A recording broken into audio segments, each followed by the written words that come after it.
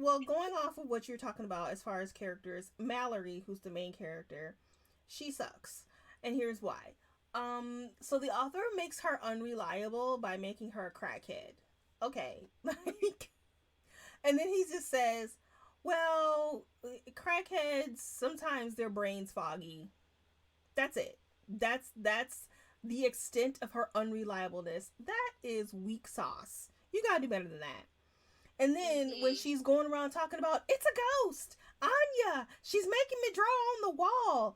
I'm like, girl, even I know because I'm the reader. I know there's a ghost, and even I don't believe her. Welcome to the Novel Universe with your hostesses Ashley and Dawn. We rate and review the newest and most buzzworthy books. We are true book club girls who don't always agree but do enjoy a good book discussion. I'm Ashley, the fantasy architect. And I'm Dawn, the criticizer of books. Grab your favorite beverage and come and enjoy our universe.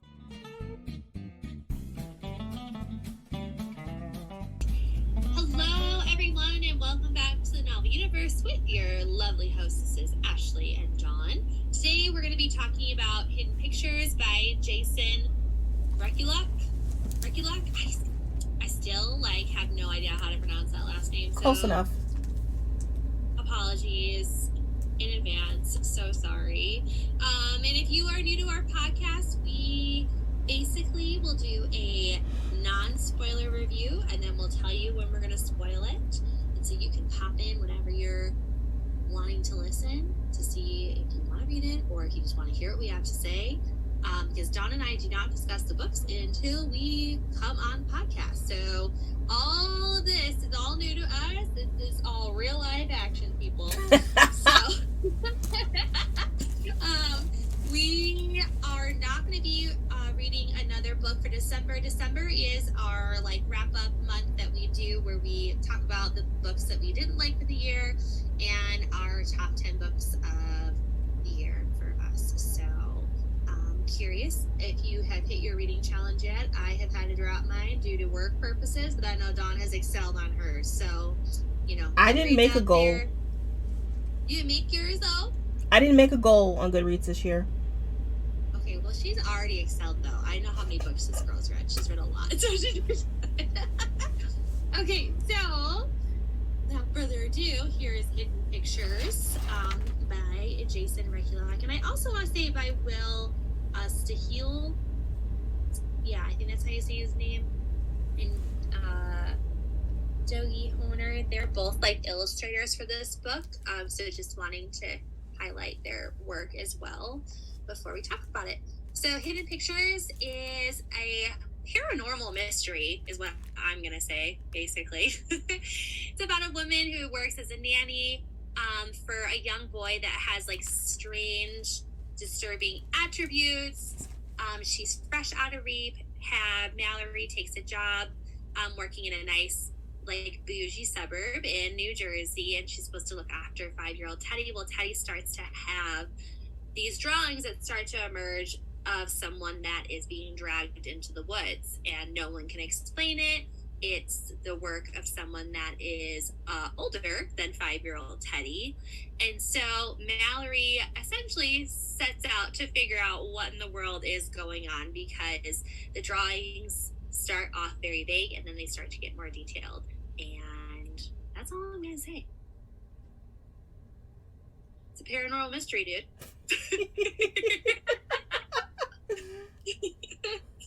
With pictures. There's pictures in this book. There are pictures. So Dawn, what did you rate this book? I'm gonna give it a 3. Okay. I think I know why too. Okay. But I was writing out my thing, I was like, ooh. So for me, I'm floating between a 3.5 and a 4. The 4 is extremely generous because of how this book is told. That's all. I'm not going to go into too much detail with that, but it's because of the nature of the story, my gut response was oh my gosh. And then when I was actually dissecting what I read and what I have to go off of, things started to vary a little lower. But Okay. So I didn't love it, Dawn. I did not like our last book. Okay, so we're gonna get into our dislikes. I think I know what your first one's gonna be. What do you think it is? I think it's because there's no character development. That's part of it, but it's not my number one. Okay. It's number two. This book was boring AF. It was so boring. No. It was so boring. I was promised thrills and chills, and I got none of the above. So, Okay. if last month's book was a Hallmark movie, this book was a Lifetime movie. And I like Lifetime movies, but this was the boring kind of Lifetime movie. And I'll just say that. That's all I'm going to say as far as. But like the whole thing? You thought the whole thing was boring though? Yes. It was predictable. I predicted what was going to happen probably 25% into the book. And I was correct. Oh. Okay. Well, not like everything, but I predicted who the baddie was. Like spot on. Okay. Okay. Yeah. I did not. I think it's because I listened to it. I did too. Did you listen to it? Yeah, but I found the book at work. And then I was like, oh, there's pictures in here. I was like, oh, look at that. Okay. No. Okay. Yeah, my biggest dislike for this book was probably the lack of character development. I had some issues with some of the characters versus like the mystery itself. Like I was intrigued with the mystery. I was there for it. But because there was just the lack of character development for me, like I was kind of like, oh, we just are gonna scoot across that, like that didn't happen. Okay, where did that come from? Type like I had more of those come up, which is usually not a thing for Ashley. Usually I'm like all for like a plot driven book, and a lots of times like I do enjoy more of a character driven book. So it's like this one is 100% plot driven. So if you do not like plot driven books, this probably will not be a book for you. I mean, character driven book. Sorry. You don't like character driven books. I'm all confused. You know what I'm saying? Yeah, you are, because I'm confused now. Oh my lord. If you do not like plot driven, don't read this book. Okay? There you go. That's what I meant. What's your second dislike? Well, going off of what you're talking about as far as characters, Mallory, who's the main character, she sucks. And here's why. So the author makes her unreliable by making her a crackhead.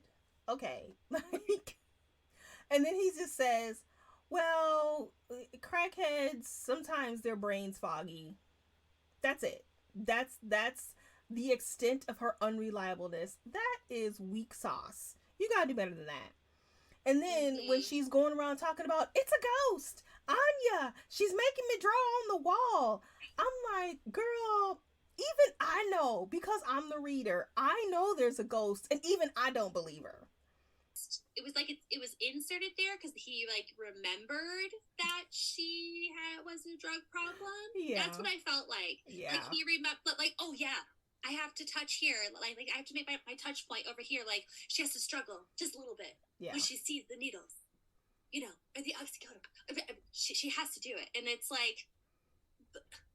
She has not picked up anything this whole entire dang book. She hasn't even talked about it. She's just sitting there watching her Hallmark movies and having, you know, the time of her life because she's living in a fantasy world trying to make her world better. And now you're going to tell me that she walks into a house and all of a sudden, oh, do I take it? Do I not? She's not like... Yeah. That part, like, I was like, dying. I was in the car listening to that part, and I'm like, just because she saw it in a medicine cabinet, she's all of a sudden triggered. I mean, okay, sure, but like you said, he ain't mentioned it at all. All of a sudden, was a touch point. Just to remind you, she's a crackhead. Or was one. I forgot too. Like, up until that point, like, her sobriety, he made it seem like she was doing real good. Mm-hmm. You know, didn't need to worry about it no more. Then all of a sudden it's like, oh, it looked at me. Do I make eye contact? Like, that's what I felt like. He saw it. And I feel like the reason why she is an addict was explained way too late. Way too late. Oh, yeah. Because it made her so unreliable for who she is and for watching a 5-year-old. Yeah. Okay. That's all I have to say. Yeah, like that, and we're of course not going to say, but that could have come earlier on in the book, and it would have made her a better character, I think. Right. Right. Definitely, I agree. You would have understood the struggle a little bit more. Yeah. You would have understood, like, her caringness towards Teddy and, like, wanting to keep things, like, in this magical realm, like, all of this stuff. Like, you would have understood it a little more. Mm-hmm. Okay, what's your next dislikes? This book was, well, I already kind of said it. It was incredibly predictable. Like, I predicted the baddie. I predicted who and what were the red herrings. It was so obvious. And the big reveal was, I hate books when they do this thing where the big reveal is predicated by one itty bitty little mention in a conversation that has nothing to do with nothing. Just some rando conversation is the major clue. But it's never brought up again. It's not in the person's character. It's not a part of their behavior. It's not a part of their personality. It's just some rando conversation. And if you weren't paying attention for that 2.5 seconds, well, then you missed the big clue. I don't like that. And this book did that. And I hated it. Yeah, see, the big reveal I was not expecting. Because it didn't set you up for it. It just came out of nowhere. Literally the last 2 hours of this book, I was like, what? You know, like, the whole time. But to go off of what you were saying, like, there's, you know, an interest with Mallory, and I didn't feel like this specific interest was, I just feel like it kind of fell flat because it kind of came out of nowhere. There's a love interest that happens with Mallory, and it's like, but where did this come from? Like, one little touch of the cheek, that's what did it. You know, smelling her panties, that's what did it. I don't know. Like, it's just... Oh, God. It's so bad. But, like, I just found it so... I don't know. Like, it wasn't good. Like, it was not... It could have been done so much better. It's a Lifetime movie. It's a Lifetime... That would have happened in a Lifetime movie. And while you're watching that Lifetime movie, you would be like, oh my God. It would have been good in a Lifetime movie. But in a book, no. No. Eh. No. Speaking of the boyfriend, like, I am sick of the lying to the love interest trope, knowing that they're going to find out and be pissed. And that's the climax. I'm so sick of that trope. As soon as she lied, this is not a spoiler, but she doesn't want to tell the love interest that she is a recovering addict. And so she lies and says that she goes to Penn State and she's on the run team. And because he lives, you know, in this big fancy town with, you know, fancy parents, and she doesn't want, you know, the stigma. Right. So she lies. And she keeps saying, I'm going to tell him tonight. Oh, I can't tell him because he's wearing a blue tie. I don't know. She kept saying some dumbass excuses why she couldn't tell him. Of course he's going to find out. And of course he's going to be pissed. And of course that's going to be the climax. It's like, Authors, you are beating that trope to death. Please make it stop. Because there's nowhere to go with that trope. You can't do anything different with that. You can't make it your own. So the whole time I'm just like, all right, when's the shoe gonna drop? Oh, it's coming. I know it's coming. When's she gonna get found out? Right. Yeah, no, I was doing the same thing because it's the way that it's done. There are some people that do that trope, and it's like, okay, like, but it's not the whole climax of the whole entire story. It's a layer of the climax part. Okay. But this one was just like, okay, you know it's gonna happen, so you're just waiting for it, and you're like, just tell him you're a big girl. You've done all these things well. It's okay. Yeah. You know, and I had a problem with that too. I was hoping the author was going to do something different. I was like, okay, no.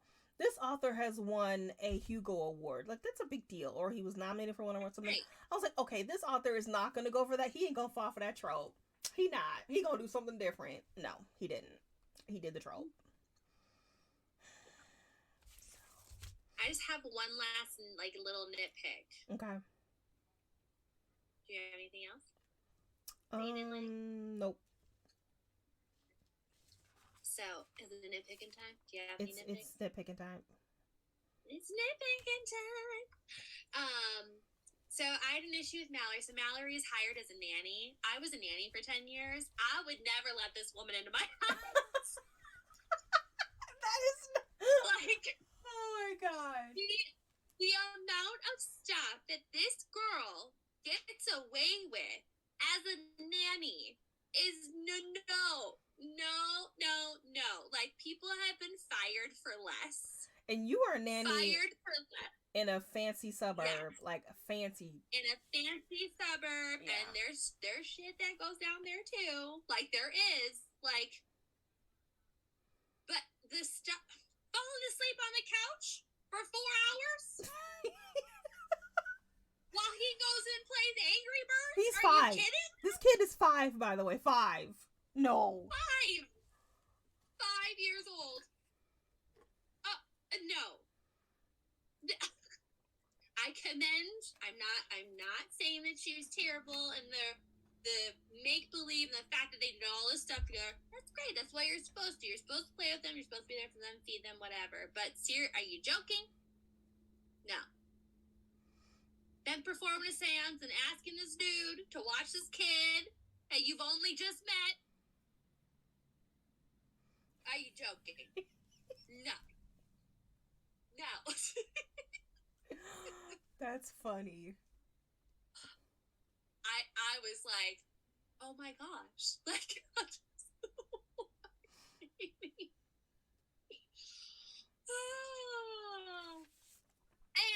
and well, I guess I could talk about that. And no, hold on, no. I'll wait. Well, no, it's not really a spoiler. She has this whole, like, pee stick thing, right? That she, like, uses as her get out of jail free card with them if they suspect any foul play. Tell me why all of this other stuff happens, and the one time she does it, it's because she insinuates it. You want me to take a test? I can prove to you I'm not crazy or under the influence. Dead. I'm like, no. That girl would have been peeing every day. Every day. Every day. No. Okay, you ready to move on to your likes? Yeah, I only got 2, and they're not, like, big ones. Okay. I thought the first chapter was pretty good. I'm not sure why. I guess it was to set up that she could see ghosts. I don't know. And I like Mitzi. I thought Mitzi was funny.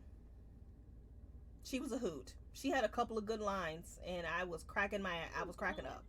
And that's the only thing I liked. The one character. So sad. Yes, I actually was there for the paranormal, actually, because when I heard about it being a mystery, I was expecting, like, the fact that, like, you know, her parents, or he saw some neighbor like kill somebody or whatever it was, and he's just trying to communicate like that he saw them do it essentially, and didn't know how to tell it in like a 5-year-old's words. But the fact that they were like, there's like an actual ghost, I was like, oh, I'm here for it.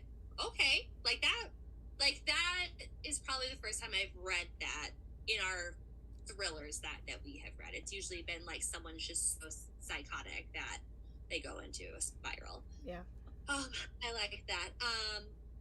I did also like the fact too that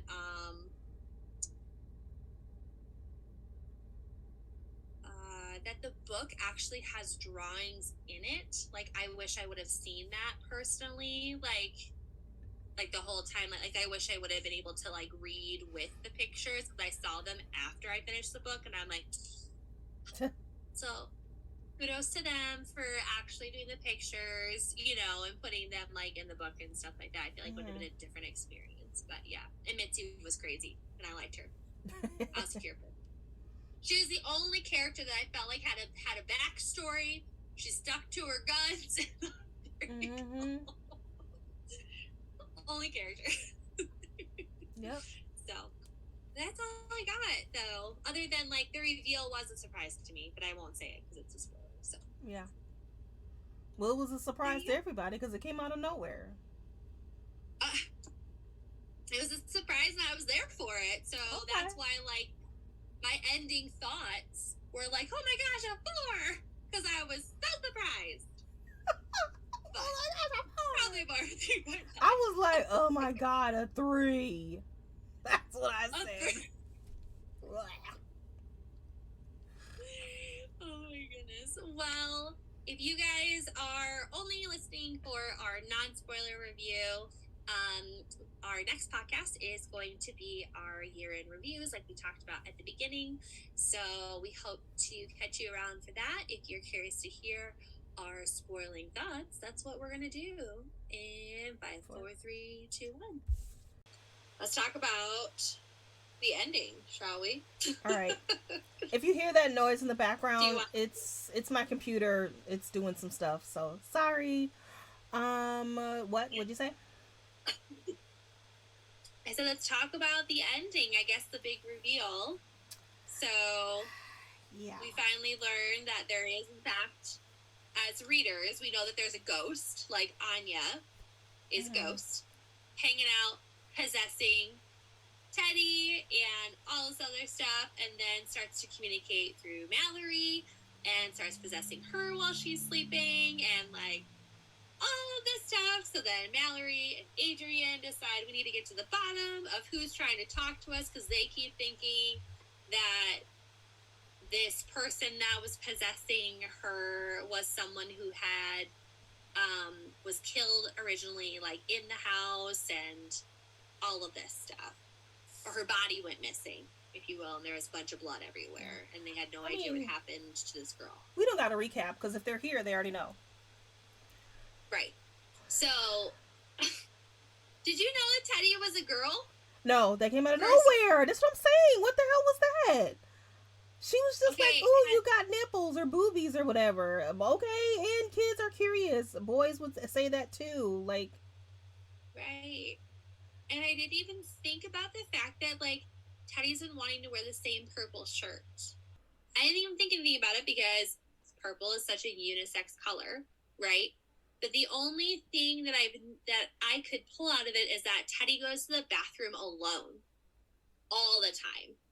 Like, she doesn't help Teddy use the bathroom at all. Not once. So I don't know, like she's never, like, have you never seen him in his underwear, like, or anything, like, to change him? He's wetting the bed, like, all of this stuff. And I just thought that was weird, because the only time we start to, like, mention it even a little bit is, like, at the ending where they're in the pool shower, and, you know, that's when she notices, but we don't even know until later that Teddy's a girl. Yeah, I kind of sometimes I flake when I listen to books and I don't even remember. Sometimes I miss small details that I know I shouldn't, especially when I'm reading a mystery. I really should be paying attention to details. And I totally missed that he went to the bathroom by himself. So I didn't even catch that. It wasn't until I was like looking back, I'm like, oh my gosh, like he was always in the bathroom by himself. Never asked for help in any capacity to get changed or anything. And I'm like, how very peculiar. And it would be... but yeah, he makes comments about Mallory's body and asks like things too, like how do you know that you're a girl? Like those things were happening, and I'm like, how do we miss this? Yeah. How do we miss that? Like she's trying to ask for help. Well, kids are weird. Sometimes they only want to wear the same thing over and over. But I suppose if an author is specifically saying it, we probably should be paying attention to that. That's usually how that goes. But why, if you are trying to pass your daughter off as a boy, why would you hire someone to take care of them? Like, and not tell them. You would think the first conversation would be, "Hey, my son is trans." Mm-hmm. That's a perfectly acceptable conversation to have with a nanny. And then there would be no red flags. Then you'd be like, "Oh, okay. Right. Cool. Right. He wants to go to the bathroom." Yeah. Anyway, so there was that. And then let's talk about Ted's interest in Mallory. It's so weird. I'm sorry. Well, I wasn't shocked because men are gross. Some men are gross. And I mean, the hugging and to leave together. No. that came out of nowhere. But like being creepy, I wasn't shocked about the creepiness. But when she slept in the bed after I was like, girlfriend, no, I would have to go to the hotel. Like, I'm not staying here. I didn't even call Adrian. I'm like, hello, Paul, your get out of jail free card. He has offered. Hello. I didn't. No, that's so. There's tissues on the side of the bed, and your underwear is in it. No. So bad. So bad. I did feel bad though that he got shot though. I didn't care. That psycho made it out like for a little bit. So I guess let's talk about Caroline, right? And her. I mean, I guess it was her the whole time. I was like, Ted is a red herring. He's an obvious red herring. It's gonna be a main character. It ain't Mitzi and it ain't Adrian. It's gotta be Caroline. I mean, this is a Lifetime movie. Of course, it's gonna be two women pit against each other. Yeah, I didn't know that. So I thought it was Ted. No, I thought Caroline was covering up for Ted. No. Like good old housewife style, like. He's gonna be hard on you, but don't worry. Blah blah blah. No. A girl was an addict herself. She's crazy herself. This woman. Oh my goodness! I cannot believe that she stole this daughter. And just took her away from this mom, and then wouldn't give her back to her, and then have her husband like help kill her. Are you kidding me? No. Like that and like when she was, dishing out her heart, and the fact that she was so like narcissistic and just like totally believed that she was right, and like all of her feelings were validated, and talking like this, I had to do it, Mallory, because I've been trying so long to get pregnant. We've had such a hard time. And then I just saw my chance and I took it. I mean, that part I'm not like shocked about. I watch a lot of true crime, man, and people will do some wild stuff. That wasn't shocking. The dumb part for me was that the whole thing about her not being able to have kids or something about having kids, that was in one itty bitty conversation, and that is the big reveal. Like, I'm supposed to pay attention to that bullshit? Come on. No. We needed more. I mean, yes, there were a couple times where she like snapped off, but I just thought she was stressed out. I don't know. So, well, her drinking was odd to me. Like, her frequent outbursts of like all of a sudden like she would not be okay was odd. I was like, oh, it's a lot of character for you. Anyway, but I thought I wanted to understand like the paranormal part of like Anya possessing her child to basically get them to stop taking her away. Was there an explanation? You know? Or were we just supposed to be like, no. She's at peace now. She's at peace when Caroline died. That was what I gathered. And I thought it was really odd because I'm like, it's not like her soul is in the house. It's like her soul is nowhere. Like, it's floating, you know? Like, it's not, maybe it was anchored to her daughter. I don't know. But, yeah. It was odd to me. I don't understand that at all. But the last part, though, where, like, I felt like Mallory showed some growth in the last part where she's running through the woods with Teddy and, like, knows that, like, her parents are insane. And she's just like, I just got to get this girl, like, to some level-headed people. I was like, all right, you okay? You're going to be all right in the world. You're going to make good decisions. You're going to do what you need to do, you know? But, yeah, it was terrifying. Absolutely terrifying. And I felt bad that Mitzi had to die. Someone had to die. You know what? At some point when they were in Mitzi's house, she said she found crumpled tissues. And my first thought was, ew, was he jacking off in Mitzi's house? No! She said she found crumpled tissues on her floor. I was like, ew! But I don't think that actually happened. I don't know why he mentioned that in the book, but maybe he did. Maybe he did. Because he killed her. He killed her. Ew. He gets off on dead bodies? That would not surprise me. Oh, God. Laced her with baby powder? Are you kidding me? Like, first of all, how do you not smell baby powder? It's just the question. She was just trying to get it done. I don't think she was noticing stuff. I think she was just in a state.